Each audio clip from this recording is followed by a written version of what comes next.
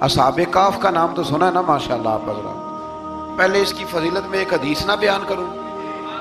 نبی کریم صلی اللہ علیہ وسلم نے فرمایا، یہ مسلم شریف کی حدیث ہے، دجال آئے گا قیامت کے قریب اور بڑے لوگوں کو گمراہ کرے گا. تو حضور نے فرمایا جو سورہ کہف کی 10 آیات زبانی یاد کر لے نا، وہ دجال کے فتنے سے بچ جائے گا. اللہ توفیق عطا فرمائے. اس سورہ مبارکہ کی آیت نمبر 9 سے اصحاب کہف کا ذکر شروع ہوتا ہے. اصحاب کہف، جب حضرت عیسیٰ علیہ السلام کو اللہ کریم نے چوتھے آسمان پہ بلا لیا نا، تو دقیانوس نام کا ایک بادشاہ ہوا بنی اسرائیل کے اندر، بڑا ظالم تھا. اس نے گمراہی پھیلا دی، اور جو لوگ معاذ اللہ کفر اور شرک نہیں کرتے تھے انہیں قتل کروا دیتا. تو 7-8 نوجوان اپنا ایمان بچا کے بھاگے. او ہو اللہ اکبر. ساری دنیا مال بچا کے بھاگتی، وہ 7-8 نوجوان اپنا ایمان بچا کے بھاگے کہ یہ ہمیں کہیں کفر کی طرف نہ لوٹا دے. تو جا کے ایک غار کے اندر چلے گئے، تو ایک کتا بھی ان کے ساتھ ہو گیا. انہیں کتے کو بڑے روڑے مارے کہ یہ اگر بھونکے گا، آواز نکالے گا تو ہم پکڑے جائیں گے، ہم نے تو چھپنا ہے. پر اس کو نہ ولیوں سے پیار ہو گیا تھا. اس نے کہا بھگاؤ جتنا مرضی مجھے، فطرت میری ہے کہ میں بھونکتا ہوں، پر جب اللہ کے ولی ہوں تو پھر میں ادب کرتا ہوں.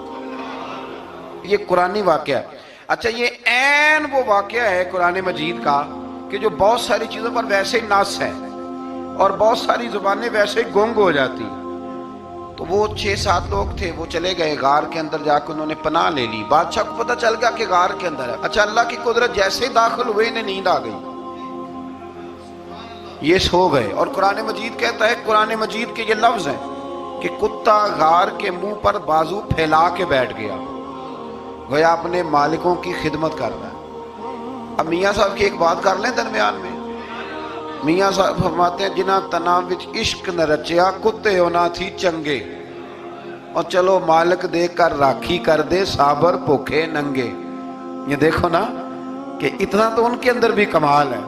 اپنے نا دونوں بازو پھیلا کے، کتا بھی غار پہ بیٹھ گیا. ان کو نیند آ گئی. بادشاہ نے پتہ کرایا کہاں بھاگ کے گئے، تو کہا وہ غار کے اندر ہیں. بادشاہ کہنے لگا کہ ان کی سزا یہ ہے کہ ایک دیوار چن دو غار کے منہ میں، غار کو بند کر دو.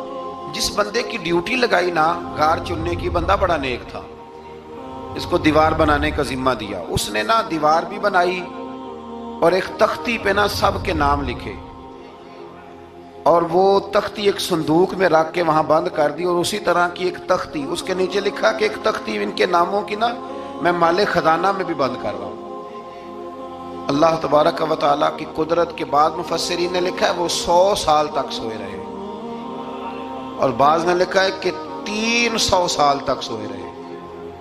300 سال کے بعد اس طرح ہوا کہ حکومتیں بدل گئیں. بیدروس نام کا ایک بادشاہ آ گیا، وہ بڑا نیک دل تھا. اس نے ہر طرف حضرت عیسیٰ علیہ السلام کی شریعت کا پھر سے نعرہ بلند کیا. اب نا کچھ لوگ ایسے تھے جو منکر ہو گئے تھے کہ مرنے کے بعد دوبارہ کیسے اٹھیں گے. بادشاہ ایک دن حجرے میں گیا، جا کے دعا مانگی، یا اللہ کوئی ایسی بات دکھا جس سے لوگوں کا ایمان پکا ہو جائے. اس طرح کے بھی بادشاہ ہوا کرتے تھے. تو رب کریم نے کہا میں نے تو پہلے یہ راز چھپا کے رکھا ہوا ہے، کھول دیتے ہیں. اس نے دعا مانگی، اور ادھر کیا معاملہ ہوا، ایک چرواہا بکریاں چرانے والا وہاں سے گزرا. اس نے سوچا یہ دیوار ہے، اگر اس کا منہ کھول لوں نا کبھی تو میری بکریاں یہاں تھوڑا سا دھوپ کے اندر سستا لیا کریں گی. اس چرواہے نے کیا کیا کہ اس نے وہ دیوار گرائی تاکہ میری بکریاں اندر جایا کریں. وہ دیوار گرائی تو اس نے اندر 6-7 لوگ سوئے ہوئے دیکھے اور کتا بھی سویا ہوا دیکھا. اللہ تبارک و تعالیٰ اپنی قدرت سے، اپنے فضل سے ان کی کروٹیں بھی بدلتا رہا. اپنی قدرت سے ایک طرف انسان پڑا رہے نا تو اعضاء گل جاتے ہیں، ان کی کروٹیں بھی بدلی جاتی، مناسب روشنی بھی دی جاتی، حرارت بھی. اس نے دیوار گرائی تو ان کی آنکھ کھل گئی. ایک دوسرے سے کہنے لگے آج تو بڑی گہری نیند سوئے ہیں یار، آج تو لمبی نیند پوری کر لی. چلو بھوک بڑی لگی ہے، ایک دوست کو بھیجو. یہ سارا واقعہ قرآن مجید میں موجود ہے، میں اپنے لفظوں میں بیان کر رہا ہوں. جاؤ ایک دوست کو بھیجو بازار سے نا کھانا لے آئے. پیسے وہی 300 سال پرانی کرنسی. وہ جب نان بھائی کی دکان پہ گیا نا سامان لینے، اس کو پیسے دیے تو نان بھائی نے ہاتھ پکڑ لیا، کہنے لگا میاں تو کدھر سے آیا، یہ کون سے پیسے؟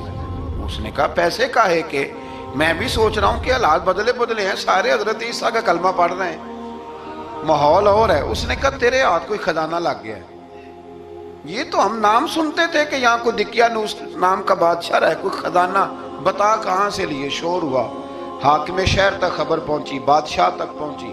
اس نے بتایا کہ بھئی ہم تو دقیانوس کے ڈر سے بھاگے ہیں، کل بھاگے ہیں یا آج سویرے، اتنا زیادہ ہمیں پتہ نہیں، کل یا آج سویرے بس نا، اتنا سا ہمیں یاد ہے کہ ہم گئے تھے۔ بہرحال لوگ جمع ہو گئے، اکٹھے ہو گئے، غار تک پہنچے۔ اب جو غار کے اندر تھے وہ پتا کہتے کہتے لگتا ہے ہمارا دوست پکڑا گیا ہے۔ اب پکڑا گیا ہے تو اب بندے جمع ہو گئے، وہ اندر ڈر رہے تھے، تسبیح کر رہے تھے، اللہ کو یاد کر رہے تھے۔ ادھر یہ پہنچ گیا جب ان لوگوں نے یہ جیتا جاگتا رب کے فضل کا نمونہ دیکھا، اور بادشاہ نے کہا کہ یہ کیا ہے؟ صندوق کھولا تو اس کے اندر وہ تختی لکھی تھی کہ یہ ان کے نام ہے، یہ دقیانوس سے ڈر کے بھاگے ہوئے ہیں، یہاں یہ سو رہے ہیں، اور اسی کی ایک تختی میں نے فلان جگہ بھی دفن کیا، وہ تختی بھی وہاں سے نکل آئی۔ اب سب لوگوں کی آنکھوں میں آنسو آئے اور سب کہنے لگے لا الہ الا اللہ، لا الہ الا اللہ، لا الہ الا اللہ، سب کہنے لگے ان اللہ علی کل شیء قدیر۔ جب ان کی بات پوری ہو گئی، لوگوں کے ایمان پختہ ہو گئے، تو اصحاب کہف کہنے لگے کہ ہمیں اب اجازت ہے، ہم پھر دوبارہ غار میں جاتے ہیں۔ وہ غار میں گئے تو رب نے پھر انہیں موت عطا فرمائی، نیند عطا فرمائی، تحفہ دیا۔ بادشاہ نے پھر اس کے آگے دیوار بنائی اور وہاں بادشاہ نے ایک مسجد تعمیر کرا دی، لوگ زیارت کرنے جاتے۔ یہ اصحاب کہف کا ذکر ہے۔ اب یہاں ہمارے مفسرین نے لکھا ہے کہ وہ جو کتا تھا نا، وہ بھی ساتھ ہی تھا۔ اللہ قیامت والے دن اسے انسانی، یا تو انسانی شکل ملے گی، یا جیسے رب کا فضل ہوگا رب کریم اسے بھی جنت عطا فرمائے گا۔ اس نے تبلیغ کی، دین کی، اس نے کیا کیا؟ تبلیغ کی، نمازیں پڑھی، روزے رکھے، حج کیا، 10 ہوتے صحیح اس کیتا کی۔ اسی آنکھیں نا خدا کے فضل سے ہم پر ہے سایہ غوث اعظم کا، ہمیں دونوں جہاں میں ہے سہارا غوث اعظم کا۔ لوگ پریشان ہو جاتے ہیں، کہتے ہیں کس طرح کی بات کرتے ہو؟ تو میں نے کہا اصل میں تیرا عقیدہ کچا ہے، وہاں تو کتا چلا جائے ولی کے پاس تو رب اسے جنت دے دیتا ہے، تو جیگتا جاتا مومن جائے تو اللہ کیوں فضل نہیں فرماتا؟ اس سے آگے نا پھر آیت نمبر 32 ہے، اس میں اللہ تبارک و تعالیٰ نے 2 لوگوں کا واقعہ بیان کیا ہے۔ فرمایا ایک شخص کے انگوروں کے باغات تھے اور چاروں طرف سے انہیں کھجوروں کے درختوں نے گھیر رکھا تھا، اور درمیان میں کھیتی بھی تھی، اور بیچ میں دریا بھی بہہ رہا تھا، اور ان باغات نے بہت عمدہ فصل دی۔ ایک دن یہ شخص اپنے ساتھی سے کہنے لگا میرا مال اور افرادی قوت تم سے زیادہ ہے، مجھے یقین ہے کہ یہ باغ کبھی برباد نہیں ہوگا۔ اول تو مجھے قیامت کا یقین ہی نہیں معاذ اللہ، لیکن اگر قیامت آئی تو مجھے وہاں سے بھی بہتر مال ملے گا۔ اس کے دوسرے ساتھی نے کہا تو اپنی اصل کو بھول گیا ہے، اور تو نے اپنے خالق کی ناشکری کی جو کہ وحدہ لا شریک ہے۔ اگر تم نے باغ میں داخل ہوتے وقت ماشاءاللہ لا قوت الا باللہ کہہ دیا ہوتا تو یہ تمہارے حق میں بہتر ہوتا۔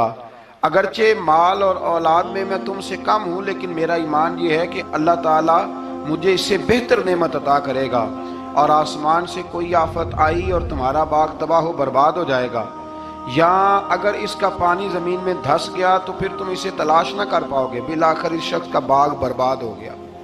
وہ جو کہتا تھا نا مجھے یقین نہیں قیامت نہیں آئے گی، اس کا باغ ہی، اور وہ کف افسوس ملتے ہوئے کہنے لگا کاش میں نے شرک نہ کیا ہوتا، لیکن پھر اس کا کوئی نہ مددگار تھا اور نہ حمایت۔